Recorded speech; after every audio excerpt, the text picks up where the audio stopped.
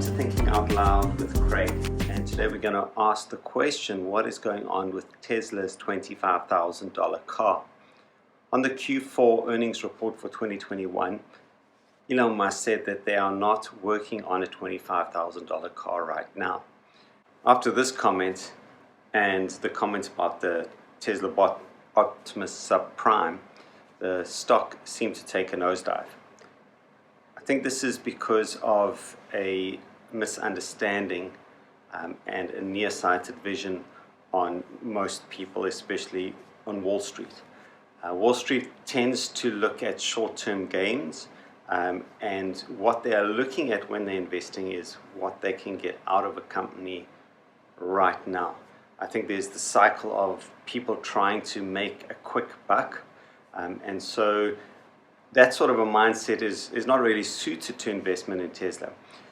Elon Musk especially has a very long-term vision. If you look at the interview between Joe Justice and Dr. Know-it-all, Joe talks about Elon having a 1,000-year vision. What that means is that his passion, his mission in life is to see the advancement and the long-term sustainability of human consciousness. This is so far removed from the mindset of most people that they can't comprehend, and therefore they can't understand what decisions he's making. Let's take a look at the $25,000 car. So two things have happened. On Battery Day, they had an image up where they showed a bit of a roadmap, and part of it was this undeveloped car, titled the $25,000 car. Then there was investment made into the R&D center in Shanghai, here where I live, and this was for them to be pushing towards developing a cheaper version of the Tesla and designed here in China. So you've got these two things that are leading towards $25,000 car. What Elon has said is that they are not currently working on it, and things have evolved. So what they are working on is full self-driving, and if you listen to the optimism by the whole team, especially on the conference call, you will hear that the Tesla team is super confident in the numbers that they are looking at, because they have all this data and the progress that they are seeing made. They're charting it out. And they even made the comment, if you take any person with full self-driving right now, and there are over 60,000 of them, that is a massive group of beta testers. And if you ask a beta tester to track the progress of his or her Tesla, they will see massive growth. And now you've got this compounded by the whole Tesla team that are looking at all the data from all the cars. So this is moving very fast, and they're seeing a trajectory that is just accelerating all the time. If they are confident in it, we can be confident in it. Now, what happens when you have the $25,000 car is there's an immediate shift, and this is what Elon was saying that a lot of people missed. Why do you want a $25,000 car? Most people want it because the access to transport means that they need a cheaper car. Why? Because the convenience and the affordability of public transport compared to the convenience of owning a cheaper car, if you have to weigh those up, maybe in America and many countries, owning a cheaper car is more convenient, it's cheaper, etc. What Elon is looking at and he's saying is that when full self-driving comes out, which I agree with him, it's going to fundamentally change the way we view transportation. In Shanghai, you don't need to have a car. People do, and the roads are jam-packed, and people drive slowly because you can't drive fast here. There are a lot of electric scooters. That's how the majority of people get around. The bus system works really well. Electric buses here, amazing, love them. And the subway system is fantastic. In Shanghai, you don't need a car. In fact, even if you're not taking the public transport, to have a mobile app that brings what is called a DD, which is a type of taxi to deliver you point to point, and you track it on the app way easier. It's got a human driver. Put an autonomous system into that, running the same sort of system, makes it even easier. As soon as that starts happening and these robo-taxis come in where they're dropping you door to door, it's not like catching a bus where you walk to the bus station and then you have to wait for the bus. Here, the car comes to you and it drives you to where you want to go.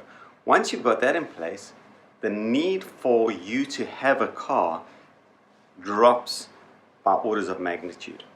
And the cost of owning a car drops by orders of magnitude. You don't have that upfront cost, or you don't have those levies or the monthly fees that you're paying, and you don't have maintenance. It becomes a no-brainer because now people take the money that they would have put into having a car and maintaining it, and now they can offset a more healthy lifestyle, a better standard of living, and that has more value for them. My daughter is 18, and she has said to me in the past, why would I need to drive? I can just take an Uber. A robotaxi is an Uber on steroids, much safer, much cheaper, much more convenient. Also, what will happen in big cities is that it will change the shape of the city. And if you look at what Tony Saber has said as he's projected forward, as soon as you have robotaxis roaming the streets, you now don't need all those parking spaces anymore because people are just being dropped off exactly where they want to go. And so now it changes the way cities are built, hopefully going more green, park spaces, etc. As in, trees and areas for people to relax and enjoy. It could lead the cities to become carbon negative if they shift across and change the way cities are laid out. So if you look at it from that point of view, and you think, why do I need the $25,000 car? The full self-driving takes away that need. Also, I don't believe the $25,000 car is gone. I think it's gone in the way we expect it, because the robotaxi will be a scaled-down version of the Teslas we have. No steering wheel, a whole lot of parts removed, and suddenly you've got a $25,000 car. Except it's not being sold, it's being used by Tesla as a part of its robotaxi fleet. And so I don't think it's gone. I just think it's being reshaped, because what they need to do, and any company that's really got sense, is they need to put all the energy, because of the supply constraints, because of the constraints of the intelligent labor that they need. Ramping up factories takes time, etc. They need to maximize what they can do in terms of selling the cars that they are already producing now, not building new lines. And now that suddenly you've got 2 lines, so it becomes more efficient. You've got 1 line that's working efficiently. You've got batteries that you can scale into that. You've got demand going in Shanghai more than 3 months out for demand. In other parts of the world, even longer.